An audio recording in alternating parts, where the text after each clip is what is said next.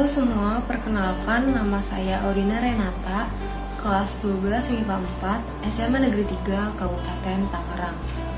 Saya membuat video ini untuk memenuhi tugas ujian praktik Bahasa Indonesia yang dibimbing oleh Bapak Rizky Hidayatullah Nur Hikmat.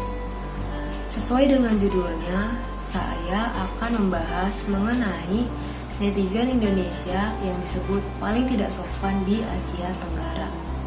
Indonesia dikenal dengan penduduknya yang ramah dan sopan dalam berkehidupan. Namun kenyataannya berbanding terbalik di dunia maya.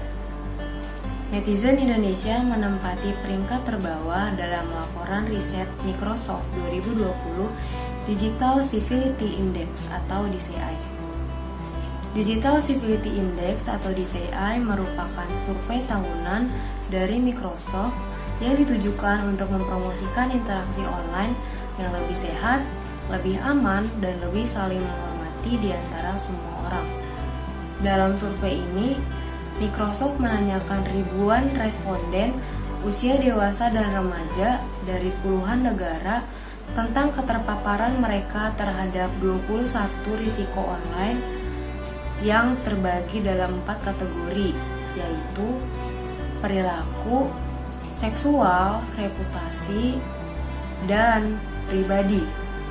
Mengutip dari laman Detik.net, Liz Thomas selaku Regional Digital Safety Lead Asia Pasifik Microsoft menyebutkan bahwa survei tahunan digital ini penting untuk meningkatkan kesadaran dan mendorong interaksi positif secara online. Terdapat lebih dari 16.000 responden dari 32 negara yang berpartisipasi dalam DCI 2020. Dari jumlah tersebut, 503 orang diantaranya berasal dari Indonesia.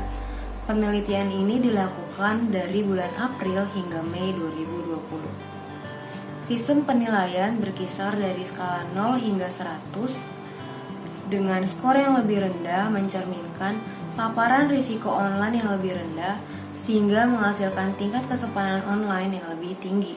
Singapura naik 4 peringkat dan berada di posisi teratas di Asia Tenggara, menggantikan Malaysia yang sebelumnya ada di posisi tersebut. Adapun Indonesia berada di peringkat ke-29 dari 32 negara yang diteliti oleh Microsoft dengan penurunan sebanyak 8 poin dan memperoleh skor 76 poin.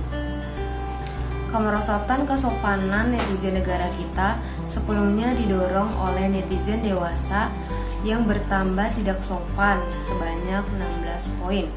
Alasan Indonesia menduduki peringkat di bawah adalah cukup tingginya netizen tanah air yang terpapar hal-hal atau konten negatif di internet yang menjadi santapan mereka sehari-hari di dunia maya.